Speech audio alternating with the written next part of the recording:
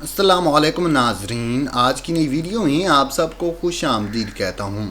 حضرت عمر فاروق رضی اللہ تعالیٰ عنہ کی خلافت کے دوران ایک دن مدینہ کے گرد و نواح میں ایک شخص آیا جو اجنبی لگتا تھا۔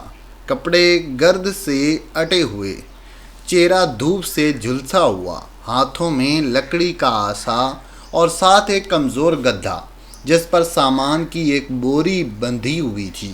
اس شخص نے مسجد نبوی کے قریب خیمہ لگایا اور تھکے ہوئے لہجے میں پوچھنے لگا کہ خلیفہ وقت کہاں رہتا ہے؟ لوگوں نے حیرت سے کہا، خلیفہ کا محل تو نہیں، البتہ ایک سادہ سا حجرہ ہے جہاں عمر ابن الخطاب رہتے ہیں۔ تم کیوں پوچھ رہے ہو؟ اس اجنبی نے کہا، میرا ایک اہم معاملہ ہے اور میں انصاف کے لیے بہت دور سے آیا ہوں۔ وہ شخص مسجد کی جانب بڑھا اور سامنے ہی حضرت عمر رضی اللہ تعالی عنہ زمین پر بیٹھے کھجور کی چھال پر کچھ لکھ رہے تھے۔ نہ کوئی گارڈ، نہ دربان، نہ کوئی پروٹوکول۔ اس نے آگے بڑھ کر سلام کیا اور کہا، کیا آپ ہی خلیفہ ہیں؟ حضرت عمر رضی اللہ تعالی عنہ نے نرمی سے جواب دیا، ہاں میں عمر ہوں، بتاؤ کیا معاملہ ہے؟ اجنبی نے کہا، میں عراق کے ایک دور افتادہ قریے سے آیا ہوں۔ میرے ساتھ ظلم ہوا ہے، میرا کھیت زبردستی چھین لیا گیا اور مقامی گورنر نے میری فریاد نہیں سنی۔ میں کئی دن کا بھوکا پیاسا چل کر آیا ہوں تاکہ اگر زمین نہ بھی ملے تو کم از کم دل کو سکون مل جائے کہ میں نے عدل کے در پر دستک دی ہے۔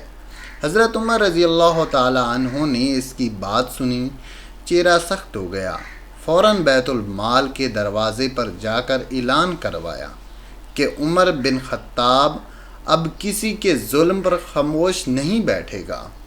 پھر آپ نے قاصد کو بھیجا کہ فوراً اس گورنر کو مدینہ حاضر کیا جائے۔ اس دوران اس مظلوم شخص کو عزت سے مہمان بنایا، نیا لباس دیا اور خود اسے کھانے پر ساتھ بٹھایا۔ جب گورنر آیا تو حضرت عمر رضی اللہ تعالی عنہ نے عام لوگوں کے سامنے اس سے پوچھا، کیا تو نے اس شخص کی بات سنی تھی؟ گورنر نے گھبرا کر کہا، نہیں امیر المومنین، وہ بہت غریب آدمی تھا، میں نے تو اسے پہچانا بھی نہیں تھا۔ حضرت عمر رضی اللہ تعالی عنہ نے غصے سے فرمایا، کیا عدل پہچان سے ہوتا ہے؟ کیا مظلوم کی حیثیت دیکھی جاتی ہے یا اس کا درد؟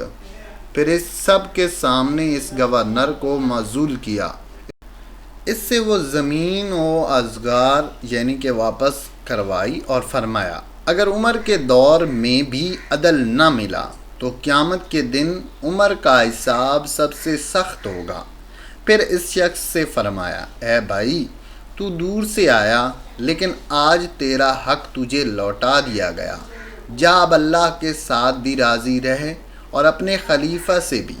وہ شخص رونے لگا، حضرت عمر رضی اللہ تعالی عنہ کے قدموں میں گرا اور کہا، اگر یہ عمر کا انصاف ہے تو پھر محمد صلی اللہ علیہ وآلہ وسلم کی تعلیمات کی سچائی پر میرا دل گواہی دے رہا ہے، اور وہ شخص وہیں مسلمان ہو گیا۔ حضرت عمر رضی اللہ تعالی عنہ نے سب کے سامنے فرمایا، میرے نبی صلی اللہ علیہ وآلہ وسلم نے فرمایا تھا کہ جو انصاف کرے گا اللہ اس کی سلطنت کو قائم رکھے گا، چاہے وہ مسلمان ہو یا غیر مسلم۔ یہ واقعہ مدینہ میں پھیل گیا، لوگ خلیفہ کے عدل پر رشک کرنے لگے۔ ایک اور دن حضرت عمر رضی اللہ تعالی عنہ دربار میں بیٹھے تھے کہ ایک قبیلے کی عورت فریاد کرتی ہوئی آئی۔ اس کے چہرے پر چادر دھری ہوئی تھی مگر قدم لڑکھڑا رہے تھے۔ اس نے کہا، اے عمر، میرے شوہر کو ایک جھوٹے مقدمے میں قید کر لیا گیا ہے اور میں بیوہ جیسی زندگی گزار رہی ہوں، میرے بچے فاقے میں ہیں۔ حضرت عمر رضی اللہ تعالیٰ عنہ نے فوراً قاضی بلایا، مقدمے کی تفصیلات نکلوا کر خود تحقیق کی۔ گواہ جھوٹے نکلے۔ آپ نے اس عورت کے شوہر کو عزت کے ساتھ رہا کیا اور جھوٹے گواہوں کو سزا دی۔